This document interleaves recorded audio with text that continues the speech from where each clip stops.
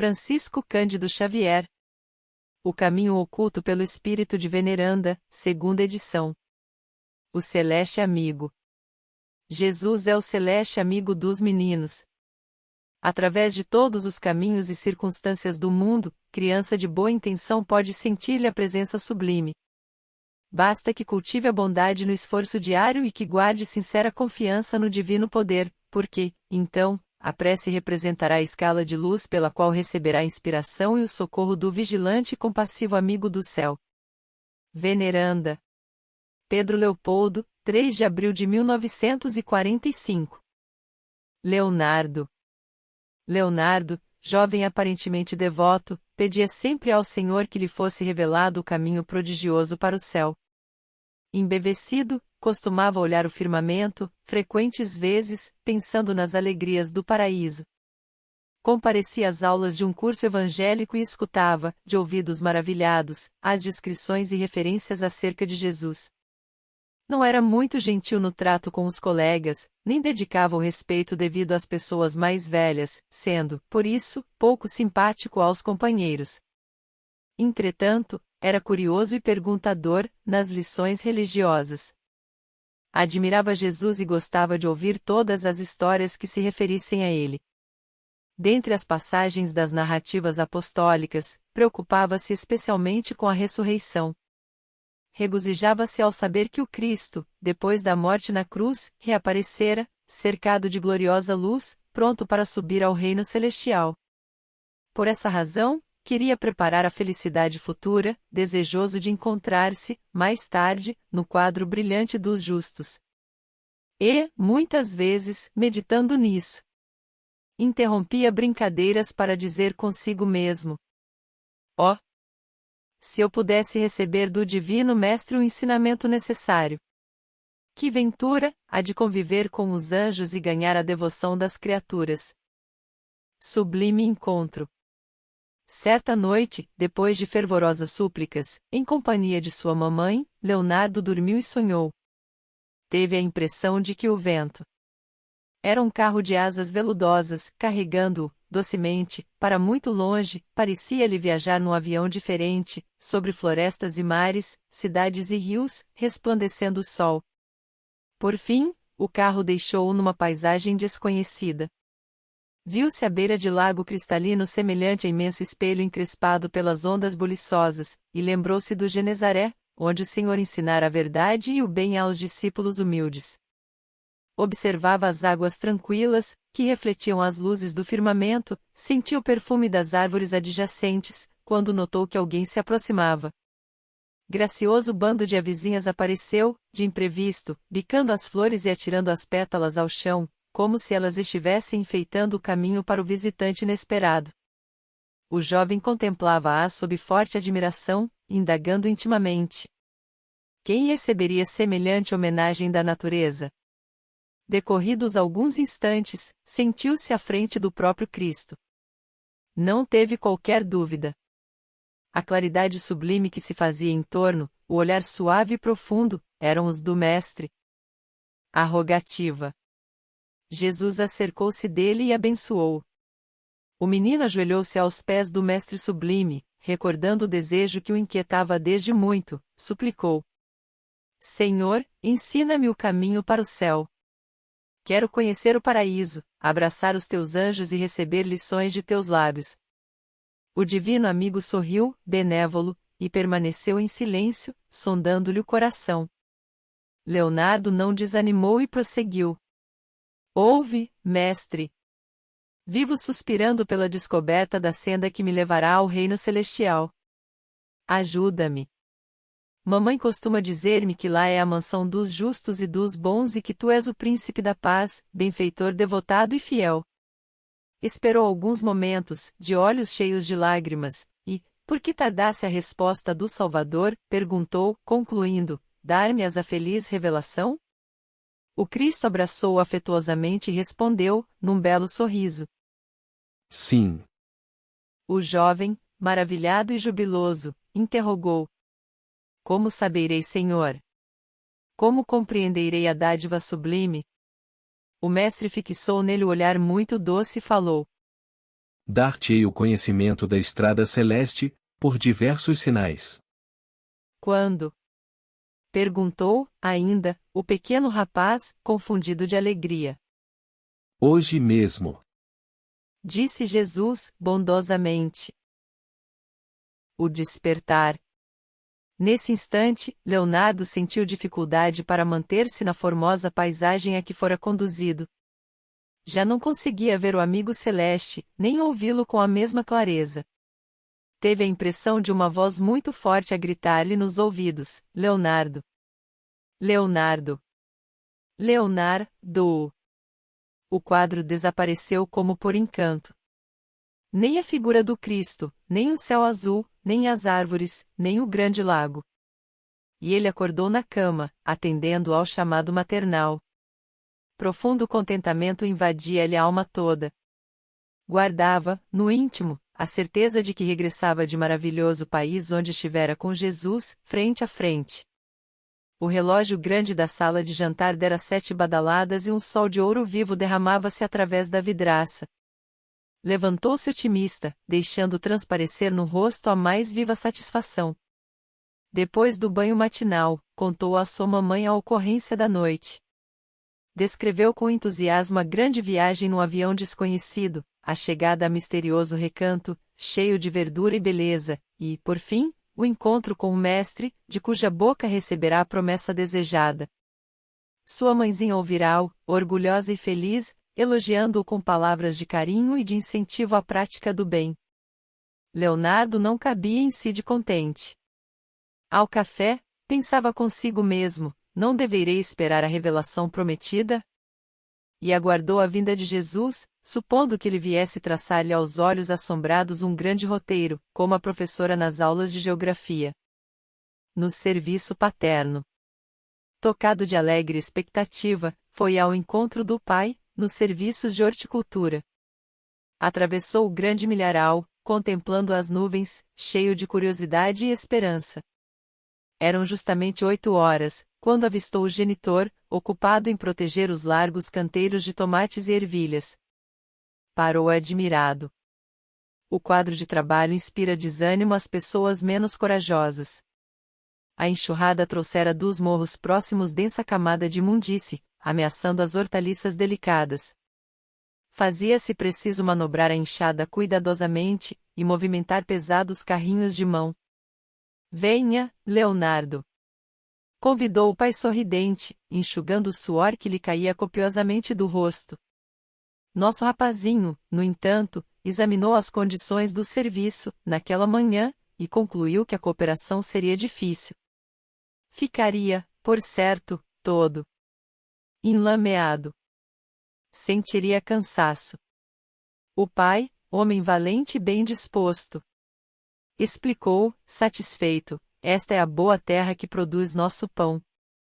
Sim, pensou o filho, consigo mesmo, o pão é excelente, mas a tarefa é enorme. Não seria melhor escapulir? Sem demora, imaginou um pretexto para retirar-se. Hoje, papai, disse ele, não posso ajudá-lo. Devo fazer muitos exercícios escolares. O genitor não se aborreceu e aconselhou, sorrindo: então, meu filho, não perca tempo. Volte para casa e estude. As plantas tenras. Apesar do aviso paternal, o menino apenas se afastou para gozar a vadiagem. Dirigia-se, preguiçoso, para a fonte próxima, quando encontrou compridas fileiras de formigas, atacando tenras mudas de laranjeiras. As pequeninas invasoras cortavam folhas e grelos minúsculos com o maior desrespeito, e fugiam, apressadas. Observando as mudas ofendidas, recordou as alegrias do pomar. De vez em quando, sua mamãe realizava festas para a criançada, em pleno quintal. Os colegas eles serviam-se das laranjas, gostosamente. Eram sempre saborosas e doces. Pareciam verdadeiros presentes de Deus, colocados inexplicavelmente nos galhos verdes das árvores. O pai recomendava incessantemente o maior cuidado com as laranjeiras. Aos sábados, fazia-lhes demorada visita, defendendo-as de formigueiros e ervas daninhas. Nem por isso, todavia, modificou a atitude inicial de indiferença. Julgou que despenderia muito tempo. Considerou a possibilidade de comunicar a ocorrência ao seu papai, mas, quando supôs que poderia ser incumbido de salvar as plantas, abandonou todo o propósito de esforço. Teve a impressão de que as mudas frágeis lhe pediam socorro, e, entretanto, olhou a imensa quantidade de pequenas perturbadoras em movimento, deu de ombros e exclamou: façam as formigas o que quiserem. A vaca doente. Retirou-se para as vizinhanças do curral onde sua atenção foi solicitada por uma vaca doente. A pobrezinha arfava de cansaço. Tinha uma perna quebrada e várias feridas no corpo. Apelava para ele, com um olhar muito triste, como a suplicar-lhe uma gota d'água. O animal tinha sede, muita sede. Era Brinquinha. Não pôde furtar-se às recordações de seus bons serviços. Fornecia leite saboroso pela manhã e deixava-se ordenhar, mansa e humilde, parecendo satisfeita em atender às necessidades de toda a casa. O tratador separava-a do bezerro, que chorava, à distância, vendo-se prejudicado no carinho materno. Brinquinha, porém, pousava nele o olhar calmo de mãe, pedindo-lhe, talvez, paciência e boa vontade, até que pudesse satisfazer o ordenhador.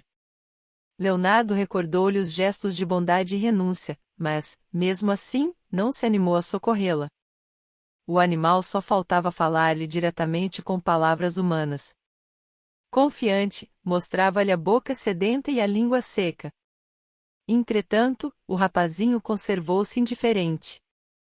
Chegou a buscar um chicote com que pudesse atormentá-la. Felizmente, não encontrou o que procurava e, longe de compadecer-se, fez um gesto de ingratidão e disse à vaca enferma, em alta voz: fica-te, por aí, cheia de manhas. Receberás a boa sova de que precisas. A ave ferida. Prosseguia o menino na estrada, de volta a casa, e, depois de alguns passos, longe do curral, avistou uma ave ferida, incapaz de tornar ao voo. Perverso caçador acertara-lhe o corpo frágil com um grão de chumbo. A infeliz arrastava-se dificilmente, provocando piedade. As penas macias das asas mostravam rubros sinais de sangue. Dirigiu a Leonardo um olhar de aflição e desalento, num apelo mudo de assistência e carinho. Parecia dizer: tenho um ninho cheio de filhotes que me esperam. Saí, muito cedo, procurando alimento, mas fui visada por um homem mau, que me atingiu sem razão. Ó bom menino! Ajuda-me, em nome de nosso Pai Celestial. Auxilia-me a regressar. Tenho medo, muito medo. Lembra-te de tua mamãe, que não deseja separar-se de ti. Compadece-te do meu coração angustiado de mãe ferida. Meus filhinhos abençoarão teu nome, cantaremos em tua janela com alegria e gratidão. O rapazinho, contudo, insensível ante aquela rogativa sem palavras, observou rudemente, ótima ocasião para a experiência do tiro ao alvo. Sem qualquer outra reflexão, apanhou uma pedra, a esmo e depois de mirar atentamente a cabeça arrepiada da ave infeliz, matou-a sem compaixão. O velho servidor. Prosseguia em sua caminhada, quando encontrou o antigo servidor da propriedade paterna. O velhinho, de cabelos brancos, seguia dificilmente, suportando o pequeno fardo às costas. Como não recordar-se dele? Era Ricardo, precioso auxiliar em todos os serviços domésticos. Demonstrava cansaço e velhice, mas nunca lhe faltava boa vontade. Em razão disso, o papai de Leonardo aproveitava-lhe os préstimos em atividades mais leves. Nesse dia, mostrava-se mais pálido, mais trêmulo, tropeçando frequentes vezes. Leonardo aproximou-se. Notando-lhe a presença, o ancião rogou, confiante: meu bom rapaz, ajude-me, por favor.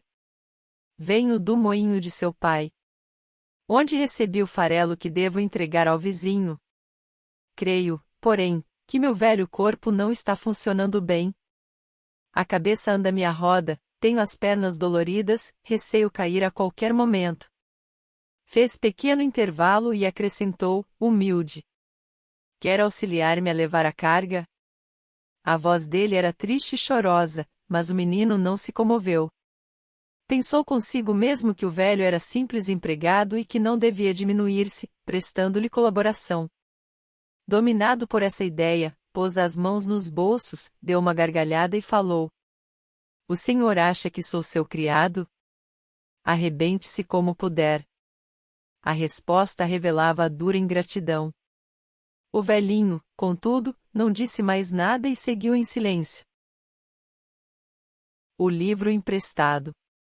Decorridos alguns minutos, o indolente rapaz encontrava-se, de novo, às portas de casa, e contemplou o firmamento, onde o sol ia muito alto, dando a impressão de que viajava no dorso branco das nuvens. Parado na observação do alto, interrogou a si próprio: em que momento virá Jesus ensinar-me o caminho para o céu? O vento passava, de leve, parecendo recomendar-lhe calma e esperança. Dispunha-se agora a penetrar o interior doméstico, quando foi procurado por Antoninho, inteligente sobrinho do vaqueiro, o qual, de pés descalços e camisa em remendos, lhe pedia um livro emprestado. O colega pobre permanecia respeitoso, acanhado. Os olhos tímidos mostravam expressão de súplica. Leonardo supôs que o companheiro talvez tivesse vindo a conselho do tio Manuel, que o assistia carinhosamente nas lições, e antegozou o prazer de exibir a posse. Aprumou-se e recebeu-lhe as saudações com as fumaças da superioridade mentirosa. Antoninho explicou-se, humildemente, alegando que devia apresentar as lições preparadas, o que se tornava difícil por faltar-lhe o livro de História Natural. Leonardo ouviu tudo, de cabeça alta, e respondeu, inflexível: "O quê? Emprestar meu livro? De modo algum. Se você quiser estudar, gaste o seu próprio dinheiro." O colega ia insistir na solicitação, mas o nosso rapazinho adiantou-se, exclamando: "Não. Não e não." Antoninho retirou-se abatido, procurando reprimir as lágrimas. A refeição.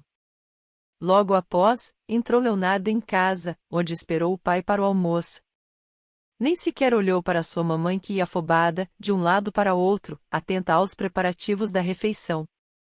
Temendo o serviço, fechou-se no quarto, até que a voz materna se fizesse ouvir à porta, chamando-o carinhosamente. O pai já havia chegado, preparando-se para o almoço. Viera suado, mas prazenteiro, carregando 2 cestos pesados de morangos, cenouras, bananas e abacaxis. Leonardo, porém, mantinha-se distante de qualquer expressão de reconhecimento e nem se dignou de reparar as frutas. Posta à mesa em toalha muito limpa, debalde sua mamãe lhe recomendava compostura e silêncio. O menino choramingava, entre lamentações e palavras feias. "Onde está o meu bife?" reclamava, gritando, em vista da ausência da carne. "Sirva-se dos ovos, meu filho", dizia sua mamãe carinhosa e boa. "Não quero." "Não quero", exclamava o filho ingrato. "As cenouras e batatas estão excelentes", acentuava a senhora com desvelo. O pequeno malcriado, no entanto, longe de corresponder à bondade dos pais, abandonou a mesa precipitadamente, dirigindo-se para a cozinha, onde bebeu quase 1 litro de leite às escondidas. Zé Macaco. Fim do almoço, sob o olhar materno, que revelava enorme preocupação, Leonardo tomou a pasta de livros e cadernos, pondo-se a caminho da escola. O sítio de seus pais localizava-se nas imediações de grande cidade e o nosso amigo, durante o trajeto, num quilômetro da estrada, marginada de grandes árvores, ia pensando consigo mesmo: como receberei os sinais do caminho para o céu? Em breves minutos, penetrava as ruas bem tratadas, onde outras crianças, não menos descuidadas, uniram-se a ele, rumando para o grupo escolar. Aproximava-se do estabelecimento de ensino, junto de 3 companheiros, quando avistou o pobre homem esfarrapado, catando papéis velhos. "Quem é aquele?" perguntou o menor dos colegas. Leonardo sorriu maliciosamente, dando a entender que havia encontrado excelente motivo para a brincadeira. Assobiou, fortemente, e respondeu em voz gritante: "É Zé Macaco." Não contente com isso, acercou-se do mendigo dementado e exclamou de modo estridente: Macaco! Macaco! O infeliz tentou reagir, espantando as crianças vadias, mas Leonardo tomou de uma pedra e atirou-lhe a cabeça, sem piedade. A vítima gemeu de dor e afastou-se à pressa para estancar o sangue que escorria, abundante, da testa quebrada. Receando os policiais, Leonardo e os outros meninos recolheram-se cautelosamente à casa da escola. Na escola. Dentro em pouco, a campainha anunciava o início das aulas. O interior da sala dava prazer. A professora, muito cuidadosa, organizara ambiente de alegria, como sempre, enchendo o recinto com jarrões de flores. As carteiras, limpas e bem dispostas, convidavam a posição respeitosa, contudo, Leonardo mantinha-se distante de qualquer sentimento de gratidão, parecendo cego a semelhantes bens. Enquanto a professora falava sobre geografia, procurava ele fazer troça. Assobiava para os colegas, provocava rixas, espetando o companheiro da frente com a ponta do lápis e, de minuto a minuto, declinava, em voz alta, apelidos e nomes feios. Debalde, a professora rogava silêncio, tocando o tímpano. O menino continuava sempre o mesmo, inconveniente e insubordinado. Na aula de canto, preparada com gosto pelas meninas bem comportadas, perturbou a ordem, com arremedo de vozes de peru e macaco, durante o recreio, fez-se de valentão e meteu-se a brigar com 2 pequenos menores, aos quais prometeu espancamento para o dia seguinte. A professora, conquanto gastasse muitos conselhos e promessas de castigo, suportou calmamente. Todavia, ao terminar as lições, contemplou-o, com enorme tristeza, reparando, porém, que Leonardo não se dava ao trabalho de pensar que a mestra lastimava a conduta do aluno ingrato e desobediente. Temores. Decorridos alguns minutos, começou a sonhar novamente. Sentiu-se ágil e feliz, fora do corpo de carne, e reconheceu que o mesmo carro desconhecido, de asas macias como o veludo, transportava-o, brandamente, para muito longe. Olhando das nuvens as cidades, as florestas e os mares, lá embaixo, recordou a viagem anterior com todas as minudências. Em breve, o indescritível aparelho deixava-o à beira do mesmo lago caprichoso e cristalino. Acercaram-se dele passarinhos em bando. Árvores frondosas ofereciam-lhe frutos e flores. De longas distâncias, vinham cantigas de pescadores simples e venturosos. Via-se transformado. Não mais sentia nervosismo ou irritação. Profunda paz enchia-lhe toda a alma. Nesse instante, uma pergunta cruzou-lhe o cérebro. Veria Jesus, de novo? Pensou. Oh! Sem querer, estava triste ao pensar nisso. Começou a recordar as leviandades do dia e experimentou enorme vergonha. Agora, somente agora, compreendia. Talvez o mestre houvesse procurado por ele, mas, observando-o tão descuidado, esperara aquela ocasião para falar-lhe. Acabrunhado, sentiu que o remorso tornara-se dolorosa ferida na consciência. Não seria melhor retroceder? Indagou de si próprio, não convinha tornar a casa e retificar os erros do dia, antes do reencontro com o mestre? O reencontro.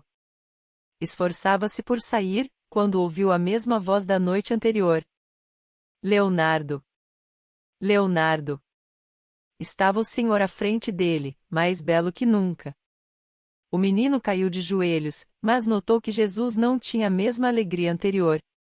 Parecia triste, muito triste.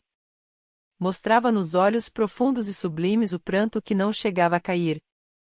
E até a natureza parecia comungar com o mestre, porque as aves silenciaram e as ondas buliçosas e límpidas do lago imenso aquietaram-se, de manso, obedecendo a estranho poder. Leonardo quis perguntar o motivo de tanta modificação, mas faltou-lhe coragem. Jesus contemplava-o com infinita doçura, aliada, porém, a desapontamento tão grande, que Leonardo se inclinou para o chão, abraçando-lhe os pés, humilhado e choroso. Como Jesus nada dissesse, o menino explicou-se, acanhado: Senhor, esperei-te em vão o dia inteiro. Por que não vieste ensinar-me o caminho do céu, tu que és bom e poderoso? Por que não me deste os sinais prometidos? Como assim? Exclamou o Cristo, surpreendido. Dei-te o caminho celeste por 10 vezes, indiquei-te os sinais da revelação divina. Entretanto, não quiseste ver. Trabalhei contigo, debalde, horas inteiras, insistindo para que visses e compreendesses. Leonardo arregalou os olhos lacrimosos e interrogou: Que dizes, Senhor? Explicações do Mestre. O Mestre Divino, então, começou a explicar-lhe. Quando te levantaste pela manhã, aproximei-me de teu pai e convidei-te ao trabalho em teu benefício próprio, mas fugiste, receando o esforço a que te chamava. Foi o primeiro sinal.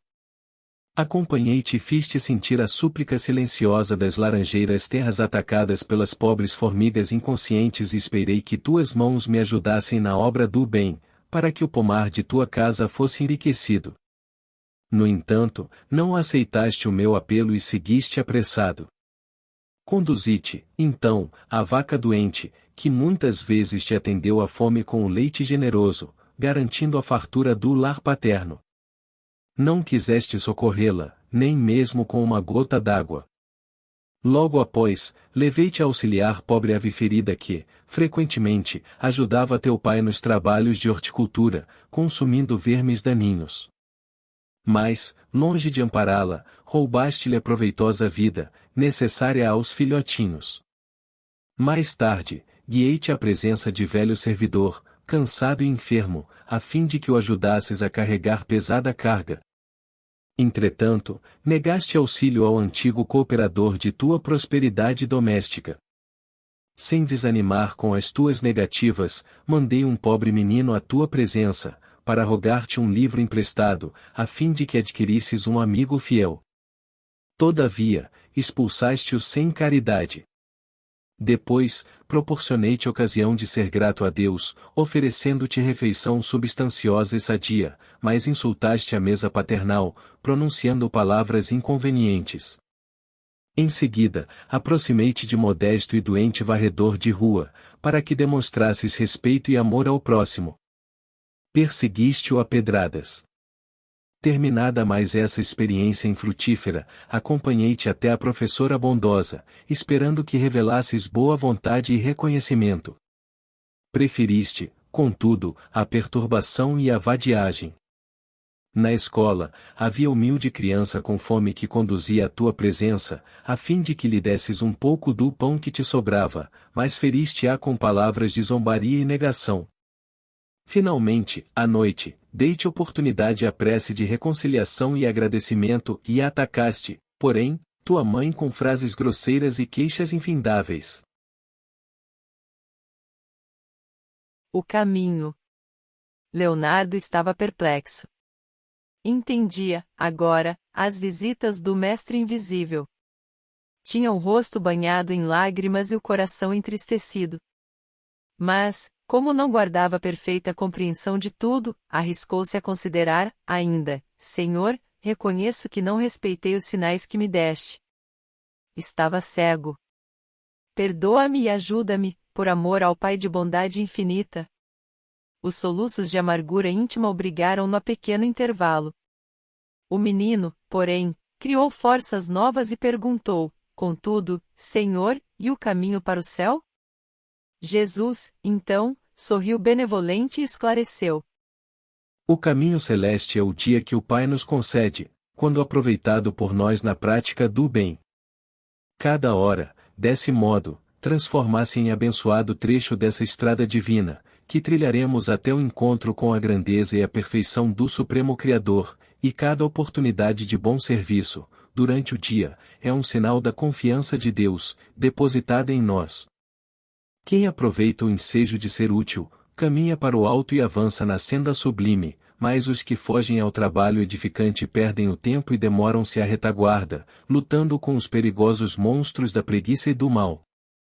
O mestre fez longa pausa e depois, acariciando a fronte de Leonardo, que se desfazia em pranto, perguntou: Por que fugiste à ocasião de ser bom, meu filho? Acordando de novo. Leonardo, abatido e humilhado, levantou os olhos tristes e rogou: Perdoa-me, Senhor. Em seguida exclamou, desalentado: Que será de mim? Perdi o meu dia, desprezei o caminho para o céu e, sobretudo, fiz o mal aos meus semelhantes. Nesse momento, notou que sombras espessas caíam na paisagem. Não mais via os astros brilhantes, nem as águas, nem as árvores, nem os passarinhos. Cravou os olhos em Jesus e, entretanto, sentia também extremas dificuldades para enxergar o Mestre. Queria prolongar indefinidamente aqueles minutos sublimes na companhia do celeste amigo para saber mais, muito mais. Percebendo, porém, que o Cristo se afastava, estendeu os braços na direção dele e interrogou, ansiosamente: Que será de mim, Senhor? Leonardo não conseguiu mais divisar o mestre, mas ouviu-lhe ainda a voz, que respondia: Esperarei por ti amanhã. Desejou levantar-se e correr para procurá-lo. Entretanto, não conseguiu fazê-lo. A sombra aumentava sempre, uma força estranha e invencível chumbava-lhe os joelhos ao solo em que se achava genuflexo.